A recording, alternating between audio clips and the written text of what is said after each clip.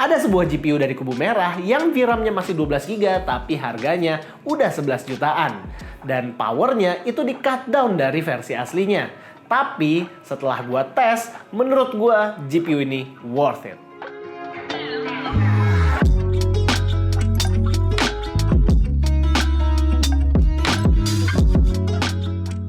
SKU yang datang kali ini berasal dari Sapphire dan SKU-nya adalah Pulse Series. Bentuk dari GPU-nya ini compact banget, hanya ada 2 fan buat pendinginan dan bodinya tergolong seperti GPU gaming pada umumnya yang didominasi warna hitam dan merah.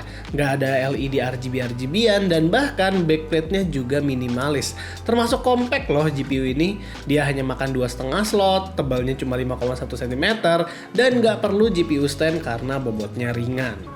Dan di bagian belakang percolokan itu ada 2 HDMI 2.1 FRL dan 2 DisplayPort 2.1 yang berarti kalian bisa nge-project ya sampai 8K di GPU ini, termasuk canggih juga. Oke, kita masuk ke spesifikasinya. Karena ini berbasis dari arsitektur RDNA 4 juga, jadi seharusnya GPU ini nggak terlalu jauh berbeda dengan RX 9070 biasa. Core clock-nya ada di 2340 MHz, memory clock-nya di 2250 MHz, sementara game clock-nya itu di 2220 MHz. Boost clock-nya itu termasuk tinggi banget, di spesifikasi bisa mencapai 2920 MHz, tapi nanti kita akan tes aktualnya itu berapa. Stream prosesornya itu ada di 3072 dan mempunyai 12GB VRAM GDDR6, dan karena TDP dari GPU ini hanya 240 watt aja, jadi GPU-nya hanya menggunakan 2x8 power pin. Perbedaannya dengan RX 9070 itu sebenarnya kelihatan lumayan signifikan secara spesifikasi karena tidak hanya berbeda di clock-nya aja, tapi juga di stream prosesor yang berkurang 500 unit. VRAM-nya juga bisa berkurang sampai 4GB. Oke, buat pengetesan GPU ini kan udah RDNA 4 ya, jadi kita akan ngetes main gamenya saat FSR 4-nya itu dinyalakan. Kita akan tes GPU ini pakai Ryzen 9 9950X3D dengan 32GB RAM 6400 di dalam motherboard ProArt B850.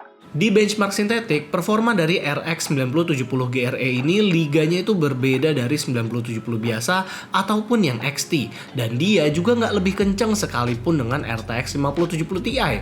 Namun kalau kita bandingin sama RTX 4060, skornya 2 kali lipat jauh di atas. Dan ini juga kalau misalnya kita lihat di benchmark sintetik, dia nggak terlalu yang tinggi-tinggi banget.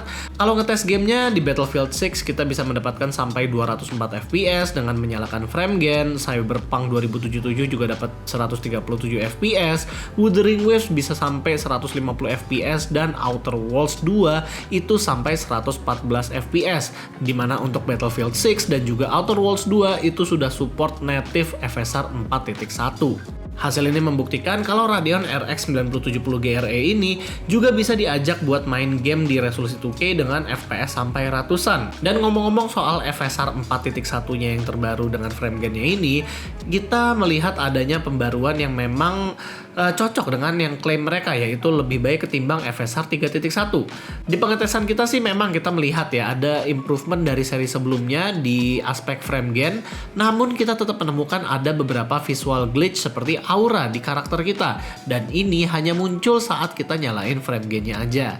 Untuk upscalingnya sih kita nggak merasakan adanya glitch di settingan quality, jadi seharusnya ini aman-aman aja.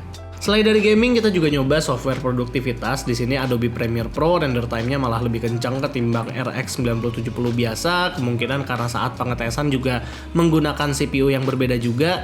Sementara buat Blender, ternyata GPU ini masih capable dalam ngerender sebuah gambar dengan waktu yang sangat singkat di settingan HIP. Buat suhunya, ini GPU tuh super adem, full load-nya cuma 57 derajat Celcius saja saat main game, padahal dia udah narik daya sampai 240 watt. Ini membuktikan kalau RX 9070 GRE ini adalah 9070 biasa yang di downgrade doang.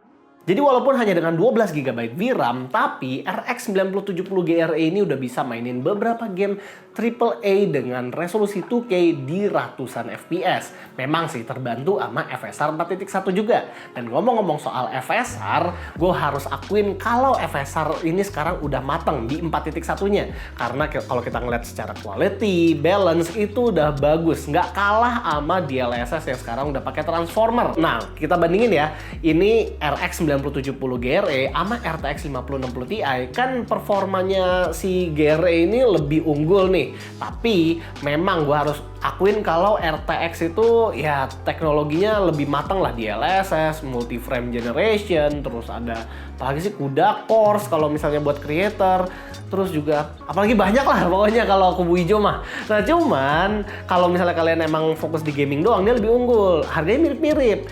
Kalau misalnya kita bandingin sama kubu merahnya doang, nah sama 9060 XT itu lumayan jauh baru harganya, karena si 9060 XT ini harganya itu bisa 7,8, 8 juta. Sementara kalau yang GRE ini MSRP-nya itu 11 juta. Lumayan jauh. Memang dia lebih unggul, tapi VRAM-nya si 9060 XT itu sampai 16 GB. Ya walaupun VRAM emang lebih unggul, tapi tetap sih performa ya kita lihat kan akan ke raw performance-nya. Nah, beda lagi kalau kita bandinginnya sama atasnya, si 9070 biasa. Kalau 9070 biasa itu nambah 1 juta lagi dari MSRP, kalian udah dapat apa? Performa yang jauh lebih besar, terus juga VRAM-nya lebih gede, langsung 16 GB, dan ya udah langsung mentok kanan lah. Ya nggak mentok kanan banget, cuman kayak langsung lebih oke lah hanya dengan 1 juta lagi.